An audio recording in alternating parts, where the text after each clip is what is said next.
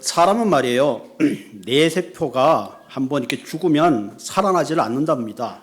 근데 어떤 의학 박사가 연구를 했는데 사람의 뇌세포가 살아나게 하는 3가지 방법이 있대요. 와, 굉장하죠. 사람의 뇌세포가 살아나게 3가지 방법이 있는데 그 중에 첫째 방법이 뭐냐면은 단식, 금식을 하래요.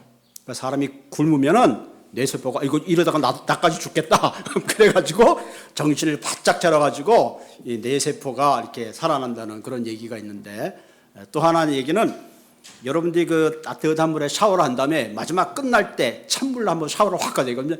그러면 뇌세포가 정신이 번쩍 나가지고 이게 웬일이냐 긴장해가지고 뇌세포가 이렇게 살아난대요. 그리고 마지막 세 번째 방법은 우리가 막 운동을 하잖아요. 운동을 막 해서 막 숨이 넘어갈 듯 하면 야, 이러다 나도 죽겠구나. 그래가지고 뇌세포가 정신을 차리고 뭐 살아난다. 그런 얘기가 있는데, 물론 증명된 얘기는 아니지만 가만 들어보면 일리가 있는 얘기가 아닌가 그런 생각을 하게 됩니다.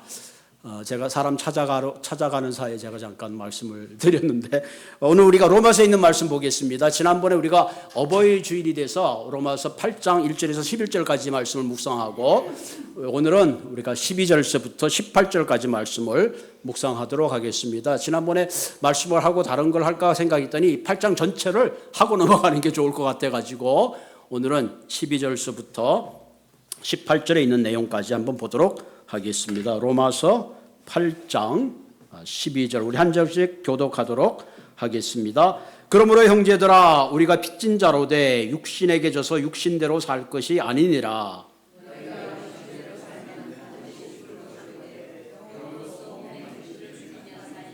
무릇 하나님의 영으로 인도함을 받는 사람은 곧 하나님의 아들이라.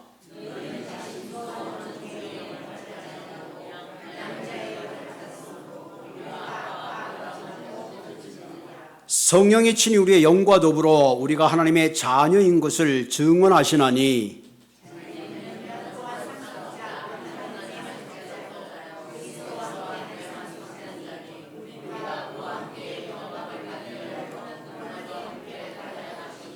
같이 읽겠습니다. 생각건대 현재의 고난은 장차 우리에게 나타날 영광과 비교할 수 없도다. 아멘.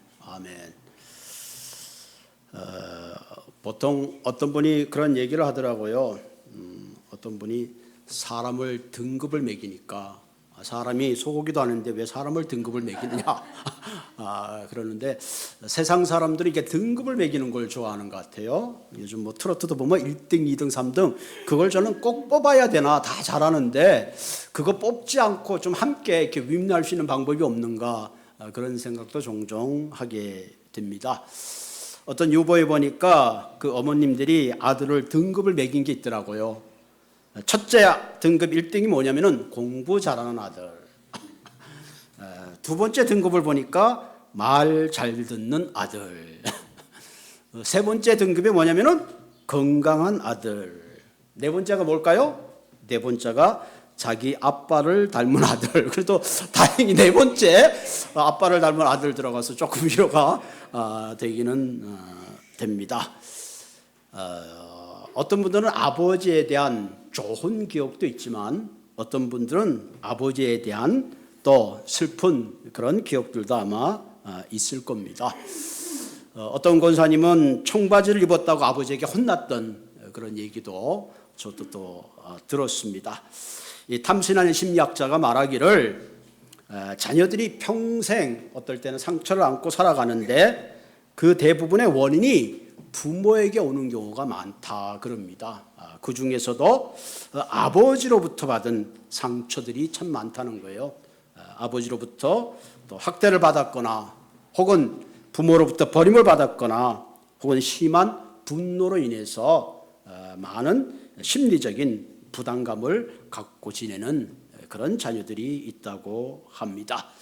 여러분, 이 땅에 살아가는 모든 아버지들은 완벽하지 못합니다. 사실 아버지 교육을 받지 못해서 그렇죠. 사실 장가 가다 보니까 나도 모르게 아버지가 됐지. 그래서 좀 그 아버지 학교, 어머니 학교, 그래서 미리미리 그런 것들을 세미나를 통해서, 학교를 통해서 훈련하는 것 참 좋은 프로그램이 아닌가 그렇게 생각을 합니다. 그러나 하나 감사한 것은 우리에게는 이 땅의 아버지 외에 하늘에 계신 아버지가 있다는 사실입니다. 여러분, 하늘에 계신 우리 아버지는 이 땅의 아버지와는 좀 다릅니다. 하늘에 계신 우리의 아버지는 완전한 분이십니다. 또 인격적으로 불완전하신 분이 아니라 인격적으로도 완전하십니다. 그리고 모든 소유가 넉넉하시고 세상을 다스리는 그런 분입니다. 여러분, 이 땅의 아버지는 무엇인가 약속해도 때로는 그 약속을 지킬 만한 능력이 부족해서 그 약속을 지키지 못하지만 하늘의 아버지는 모든 약속을 지키실 수 있는 그런 분입니다. 그런 의미에서 하늘에 있는 우리 아버지, 우리는 언제나 동행하시고 보호하시고 지켜주시고 사랑하시는 그런 분입니다. 이런 의미에서 우리가 진정 행복한 인생을 원한다면 우리는 하늘의 아버지를 만나야 합니다. 우리가 하늘의 아버지를 만날 때에 우리 인생이 진정 복되고 부유한 삶을 살게 되는 겁니다. 그럼 우리가 어떻게 할 때에 하늘의 아버지를 나의 아버지로 삼고 하나님의 자녀로서 우리가 당당하게 살 수 있을까요? 오늘 본문은 우리에게 그 축복의 비결을 소개하고 있습니다. 여러분, 우리가 예수를 믿고 난 후에 성령께서 우리에게 가장 큰 축복을 주시는데 그것은 바로 우리가 하나님의 자녀 되었다는 사실을 선포해 주는 겁니다.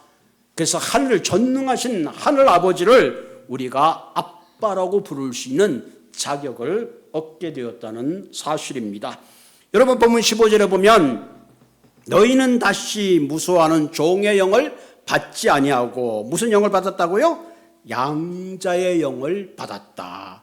그러므로 아빠 아버지라고 부르짖느니라. 성령께서 우리를 양자 삼으시고 이제는 우리가 하나님을 아버지라 부를 수 있도록 우리를 입양해 주셨다 하는 사실입니다. 할렐루야. 아무도 성령이 아니고는 아버지를 아빠 아버지라 부를 수가 없는 겁니다. 예수를 믿기 전에는 우리는 종의 마귀의 자식 고아와 같은 존재였다면 예수를 믿고 이제는 성령께서 우리를 양자 삼아 주셨기 때문에 더 이상 고아와 같은 인생이 아닌 아버지를, 하나님을 아버지라 부를 수 있게 되었다는 사실입니다. 여러분, 아빠라는 말은 굉장히 친숙한 표현입니다.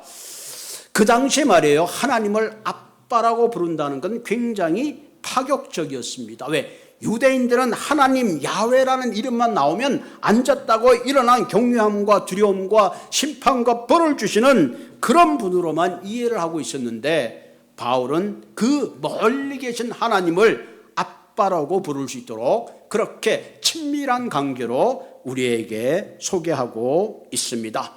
하나님 아빠 그러면 언제든지 우리의 부름에 응답하시는 그야말로 파격적인 관계라는 사실을 우리에게 말씀해 주고 계십니다.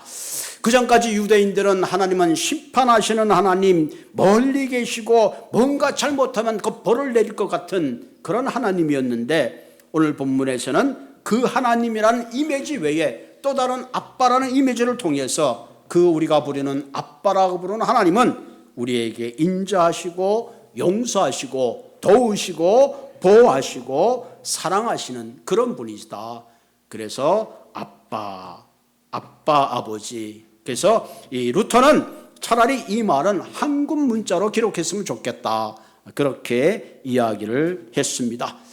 내가 무슨 일을 당하든지 아빠 아버지는 내게 다가와서 나를 위로하시고 용기 주시고 모든 필요를 채워주신 그분이 바로 하늘에 계신 우리 아빠 아버지입니다. 사랑하는 성도 여러분, 여러분이 이 아버지를 만나셨습니까? 우리가 이 아버지를 만나야지 인생의 진정한 복을 누릴 수가 있습니다.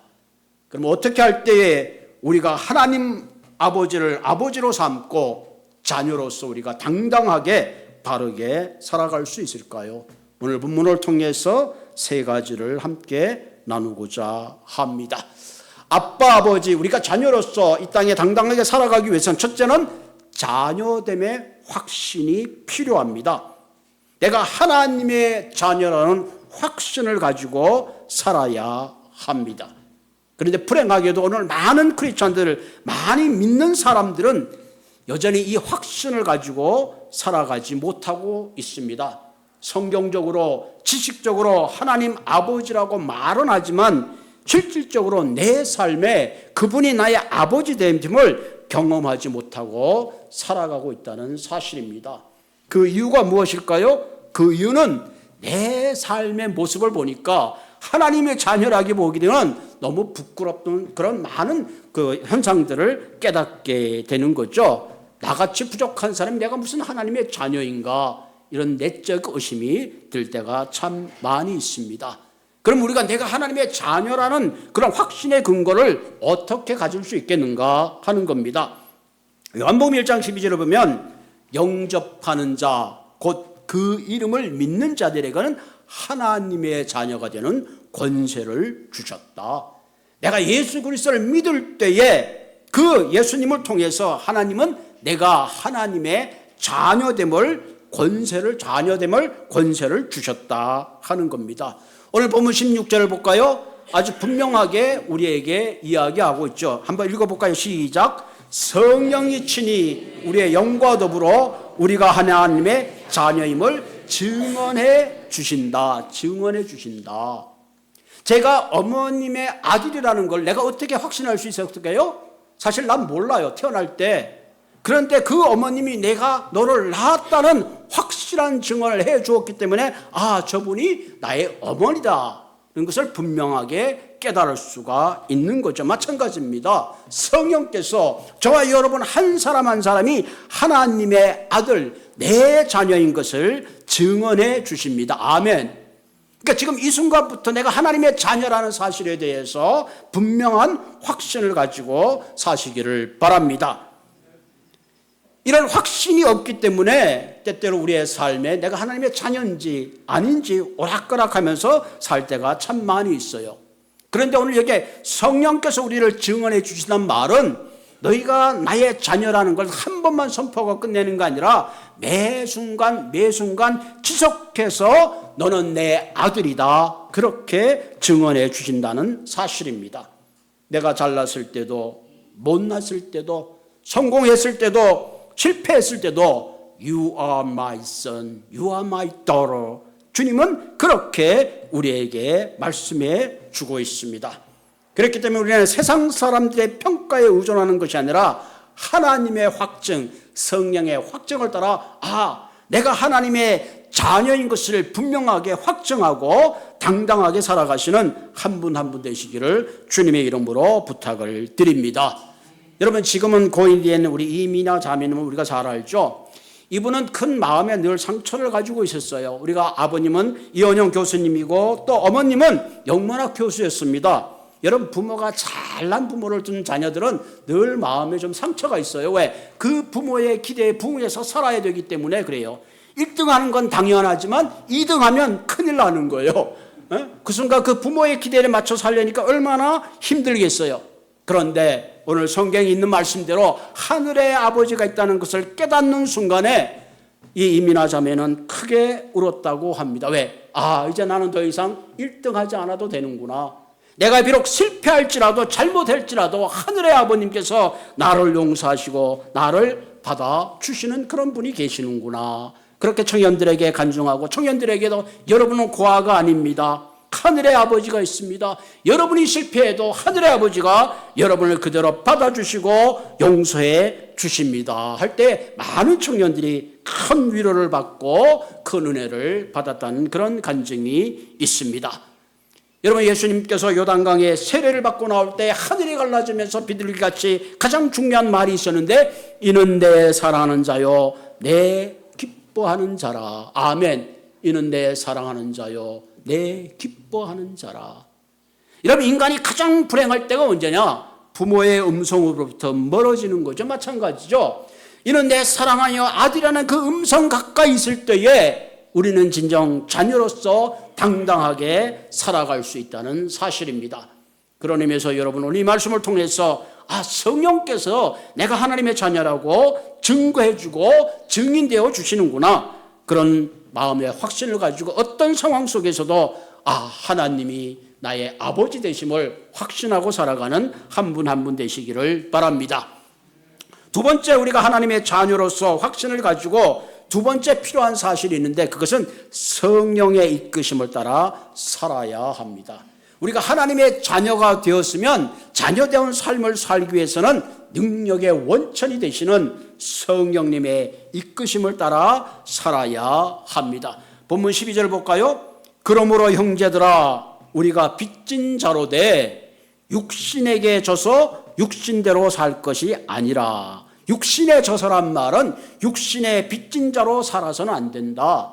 다시 말하면 육신에게 채무자로 끌려가지 말라 하는 거예요. 왜? 우리가 하나님의 자녀가 되었음에도 불구하고 여전히 우리의 심령 가운데는 우리의 정욕을 따라 살려고 하는 그런 마음들이 우리를 지배하려고 합니다. 내가 하나님의 자녀로서 거룩한 삶을 살려고 하는데 그것이 뜻대로 되지 않을 때가 있습니다. 그래서 넘어질 때도 있어요. 그러나 한 가지 중요한 것은 너희들이 육신의 빚진 자로 종이 되어서는 안 된다 하는 거예요. 왜? 우리가 인생을 살다 보면 종종 넘어질 때가 있어요. 그때는 우리는 수천 번이고 수만 번이고 하나님 앞에 회개하고 다시 일어날 수 있어야 돼요. 왜? 그 하나님은 우리를 수없이 용서해 주시는 분이시기 때문에 그렇습니다. 여러분, 예수님의 제자가 예수님께 물어봤죠. 우리가 얼마나 형제를 용서하면 좋겠습니까? 뭐라고 해서 예수님에 대해서는 70번씩 7번이라도 용서하라. 이 말은 490번이 아니라 끝없는 예수 그리스도 하나님의 용서에 대한 말씀을 하고 있습니다. 사실 우리가 사람을 용서하는데요, 우리는 그렇게 용서할 수가 없어요. 왜? 우리는 끊임없이 넘어지기 때문에 사실 누구를 용서한다 그래도 사실 3번만 용서해도 굉장히 큰 거예요. 그래서 옛날에 보면 하나, 둘, 셋, 그 다음부터는 끝이야. 3까지밖에 안 쉬어요. 4가 없어요. 그러나 하나님은 우리를 용서하시되 끝까지 용서해 주시는 그런 분이십니다. 여러분 한번 생각해 보세요. 내가 하나님의 자녀로 살지만 얼마나 수없이 넘어집니까? 내 마음대로, 내 주장대로, 내 욕심대로 육신의 빛을 따라서 살 때가 얼마나 많은지 모릅니다.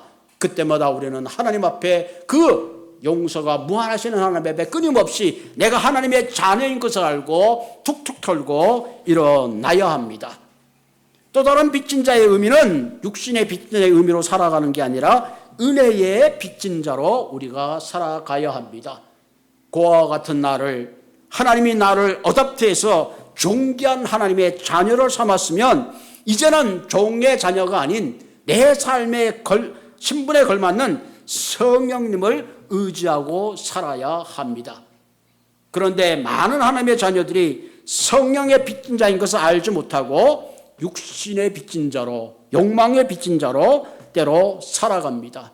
그래서 어떤 사람들은 권력의 빚진 자로, 명예의 빚진 자로, 물질의 빚진 자로 거기에 묻혀서 살아가는 많은 경우를 볼 수가 있습니다.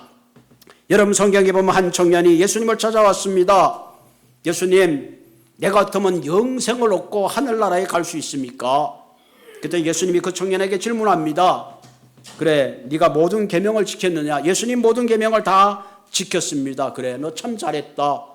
그런데 그럼 마지막으로 내가 가지고 있는 그 모든 것을 이웃에게 나누어 주라 그랬습니다. 그 청년은 큰 근심 가운데 성경에 보면 돌아갔다 그랬습니다. 왜? 예수님을 만났지만, 하늘의 아버지를 만났지만 그가 가로막고 있는 거 뭐예요? 물질의 빚진 자가 되어서 결국은 가장 중요한 하늘 아버지를 떠나고 말은 겁니다.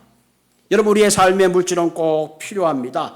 가끔 여러분들 그 텔레비에 나오는 막 부자들, 막 그 엄청난 부자들 보면 주위의 사람들이 막 고기를 조아리고 뭐 굉장하게 왕처럼 막 대우하잖아요. 왜 그럴까요? 그분들의 인격이 고고해서 굉장히 잘나서 굉장히 멋져서 하는 일마다 그 사람들이 선해서 그런가요? 그렇지 않아요. 뭐 때문에 그래요? 혹시 떡건물에라도 떨어지지 않을까? 그 사람이 가지고 있는 돈 때문에 그러는 거거든요. 돈 때문에. 많은 사람들이 돈에 빚진, 물질에 빚진 그런 인생을 살아가고 있는 사람들이 얼마나 많은지 몰라요. 여러분 케이트 스페이드라고 그 여성용 가방 있죠, 가방. 이 케이트 스페이드라는 이 여자분은 굉장히 유명한 디자이너입니다. 돈도 많이 벌었어요. 명예도 있는 분입니다. 그런데 이분이 2018년 6월 5일 뉴욕 맨하탄에서 목을 메어 자살했어요. 그때 케이트 스페이드의 나이가 55세입니다. 세상의 명예 어플을 다 가졌는데 왜 목메어 자살해요? 도대체 그 이유가 무엇일까요? 또 하나 비슷한 사건은 프랑스에서 일어났는데요. 바로 이분은 어떤 분이냐면은 굉장히 CNN 방송에서 에미상을 수상하고 세계적으로 유명한 요리사입니다.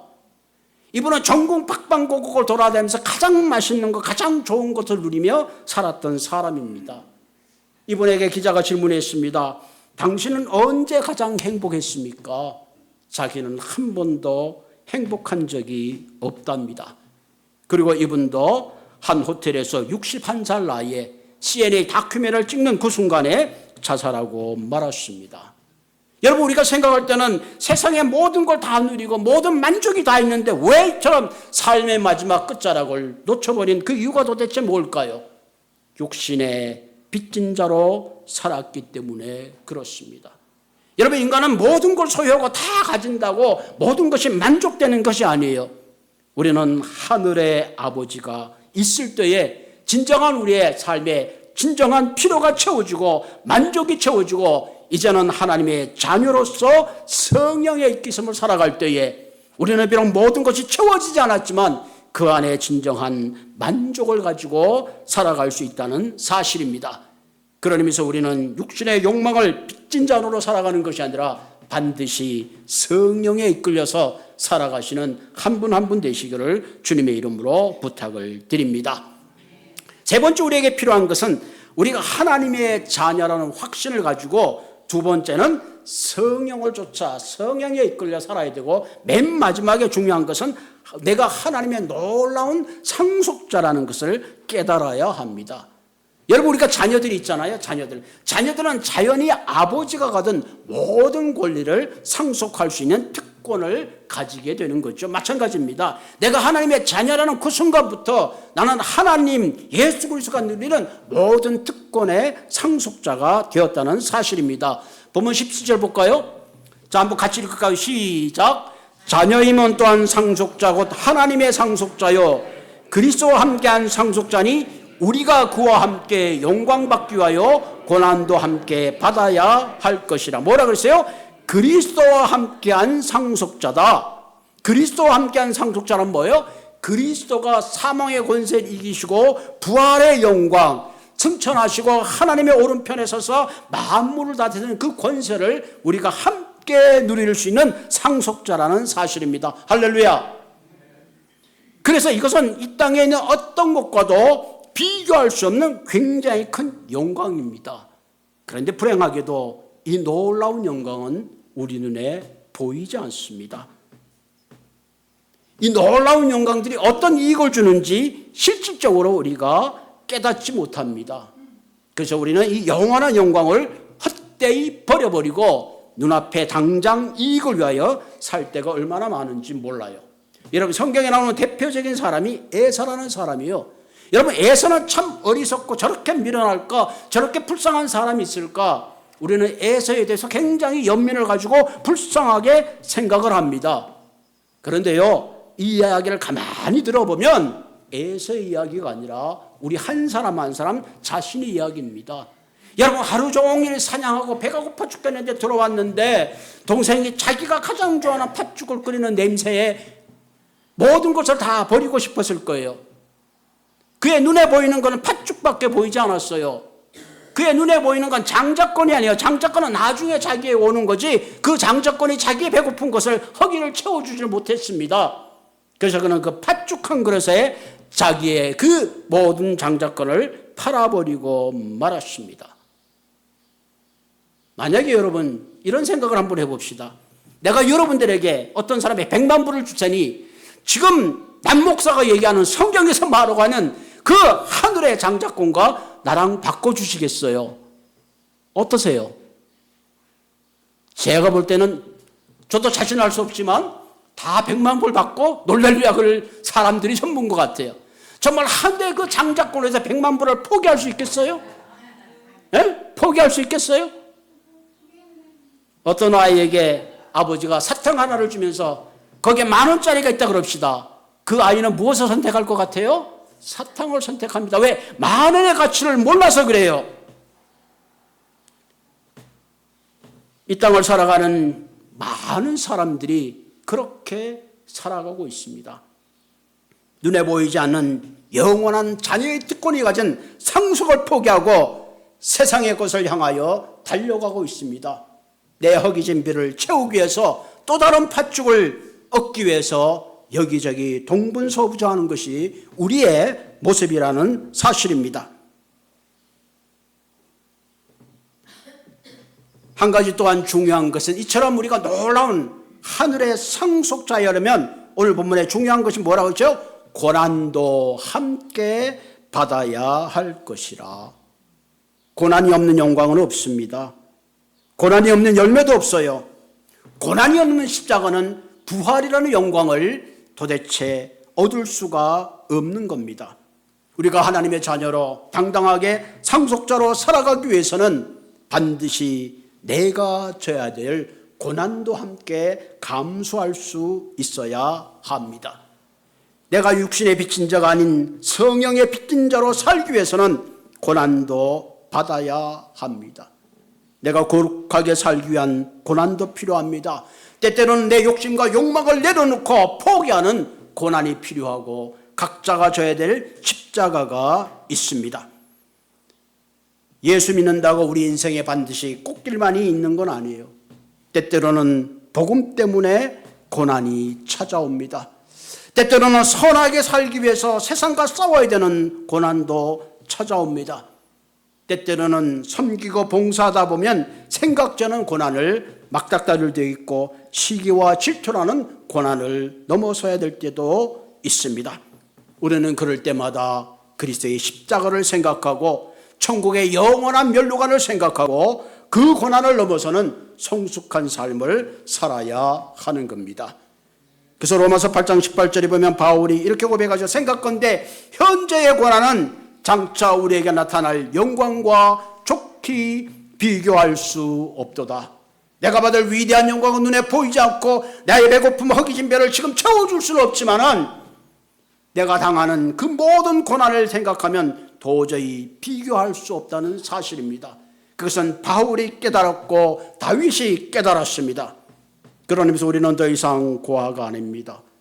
더 이상 내 인생을 내 스스로 매니지먼트 하려고 그러는 것이 아니라 아바 아버지 되는 그분께 맡기시는 그런 삶이 되시기를 바랍니다. 나를 사랑하시고 보호하시고 인도하시는 그분께 여러분의 인생을 맡기시기를 바랍니다. 한 2층 가정집에서 불이 났어요. 가족이 급하게 뛰어나왔는데 마치 어린아이가 미처 빠져나오지를 못했습니다. 아버지가 보니까 아이가 2층 베란다에서 살려주세요 살려주세요 소리를 칩니다. 아버지가 그 아이들 보고 말하 아빠 여기 있다. 걱정하지 말고 이제 넌 뛰어내리면 돼. 아빠가 받아줄게. 그 아이 눈에는 아버지가 보이지 않습니다. 아버지가 소방관들을 통해서 매트를 깔고 그 아이가 뛰어내려도 안전할 만큼 모든 걸 준비했는데 그 아이의 눈에는 아버지의 음성만 들리지 아버지가 보이지 않아요. 아버지가 소리칩니다. 아들아, 내가 너를 보고 있어. 내 말을 듣고 지금 뛰어내려. 때로는 우리가 하늘의 아버지를 보지 못할지라도 하늘의 아버지는 우리를 보고 계십니다. 여러분 시편 17편 8절에 보면 나를 눈동자같이 지키시고 죄의 날개 그늘 아래 감추신다 그랬어요. 시편 121편 3절 4절에 보면 여호와는 너를 실족하지 아니하시며 너를 지키시니가 졸지도 아니하신다. 우리를 눈동자같이 지키시고 날개 그늘 아래 보호하시고 지키시는 그런 분입니다. 우리는 때때로 하나님을 보지 못하지만 하나님은 언제나 우리를 지켜보십니다. 우리는 인생 가운데 위기만 보고 고난만 보고 풍랑만 보지만 풍랑을 잠지 않게 하시는 하나님이 있다는 것을 우리는 깨달아야 합니다. 풍랑 앞에서 두려워하는 인생이 아니라 우리의 아빠 아버지 되시는 그분께 여러분의 모든 짐을 맡기시기를 바랍니다. 우리는 하나님의 자녀입니다. 더 이상 육체의 빚진 자로 살아가는 것이 아니라 성령의 빚진 자로 살아가시기를 바랍니다. 집을 떠난 탕자를 용서하시고 가락지를 깨워주시고 신발을 신겨주었듯이 우리의 하나님은 여러분 우리 한 사람 한 사람을 언제든지 받아주시고 용서하시며 이는 나의 사랑하는 아들이요 딸이라고 불러주시는 그 음성을 듣고 여러분 당당하게 살아가시는 한 분 한 분 되시기를 주님의 이름으로 부탁을 드립니다. 이 시간